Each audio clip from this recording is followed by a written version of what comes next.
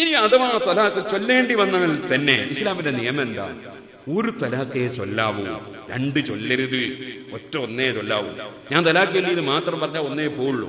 ഞാൻ ഒന്നൊന്നും രണ്ടൊന്നും പറഞ്ഞ ആവശ്യമില്ല. ഞാൻ തലാഖ് ചൊല്ലിയത് മാത്രം പറഞ്ഞാൽ ഒരു തലാഖേ ആവും. ഇനി അത്യാവശ്യം വന്നാൽ രണ്ട്, മൂന്ന് തലാഖ് ചൊല്ലണം എന്ന് കിതാബിൽ ഒരു സ്ഥലത്തും പറഞ്ഞിട്ടില്ല. മൂന്ന് തലാഖ് ചൊല്ലണം എന്ന് പറഞ്ഞാൽ ചൊല്ലിയാൽ തലാഖ് മൂന്നും സംഭവിക്കുന്നേ കിതാബ് പറഞ്ഞുള്ളൂ. ചൊല്ലണം എന്ന് ഒരു സ്ഥലത്തും പറഞ്ഞിട്ടില്ല. ചൊല്ലരുത് എന്ന എല്ലാ കിതാബിലുള്ളത്. മൂന്ന് തലാഖ് ചൊല്ലാൻ പാടില്ല എന്നാണ് ഇസ്ലാമിന്റെ നിയമം. പക്ഷെ ഞാൻ പറഞ്ഞു വരുന്നത് എന്തിനറിയോ?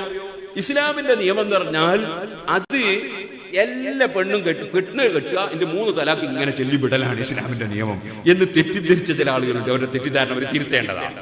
മൂന്ന് തലാഖ് ചൊല്ലാൻ പാടില്ലെന്നാണ്. ചില ഇമാമിങ്ങൾ ഹറാമാണെന്ന് പറഞ്ഞവരുണ്ട്, ചിലർ കറാഹത്താണെന്ന് പറഞ്ഞവരുണ്ട്. പാടില്ല എന്നുള്ളത് എല്ലാ ഇമാമിങ്ങളും പറഞ്ഞ കാര്യം. മൂന്ന് തലാഖ് ചൊല്ലാൻ പാടില്ല. അപ്പൊ മൂന്ന് തലാഖ് ഒരുമിച്ച് ചൊല്ലുക എന്ന് പറയുന്നത് ഇസ്ലാം കൽപ്പിച്ച കാര്യമല്ല, സുന്നത്താക്കിയ കാര്യമല്ല. അതുപോലെ തന്നെ ഇസ്ലാം വേണം എന്ന് പറഞ്ഞ കാര്യമല്ല.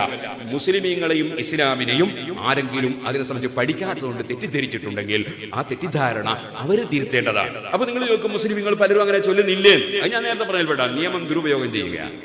അവർക്ക് വിവരമില്ലാത്തതുകൊണ്ട് നിയമം ദുരുപയോഗം ചെയ്യാൻ അതിന് ഇസ്ലാം ഉത്തരവാദിയല്ല. ഇഷ്ക് ഹൃദയത്തിൽ നിറഞ്ഞ മനസ്സോടെ ബഹുമാനപ്പെട്ടവര് പള്ളിയിലങ്ങ് ഇരിക്കുകയാണ്. 3 ദിവസത്തിന് വീട്ടിലേക്ക് വരുന്നില്ല.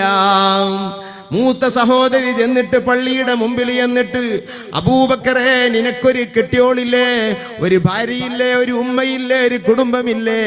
ഈ പള്ളിയിൽ ഇരുത്തം കൊണ്ട് മാത്രമായോ എന്നിങ്ങനെ പറഞ്ഞപ്പോൾ ഒരു ഉത്തരവാദിത്വമുണ്ടെന്ന സഹോദരിയുടെ ഓർമ്മപ്പെടുത്തൽ കേട്ടപ്പോ സത്യമാണെന്ന് മനസ്സിലാക്കി സിഎം വലിയുല്ലാഹി പള്ളിയുടെ അകത്തെ പള്ളിയിൽ നിന്ന് പുറത്തേക്ക് കടന്നിട്ട് അതാ ഒരാളെ വിളിച്ചിട്ട് പേനയും കടലാസും എടുക്കാൻ പറഞ്ഞിട്ട് പറയുന്നു, അബൂബക്കർ ഹാജിയുടെ മകൾ സൈനബയെ ഞാൻ 3 ത്വലാഖും ചൊല്ലിയിരിക്കുന്നു.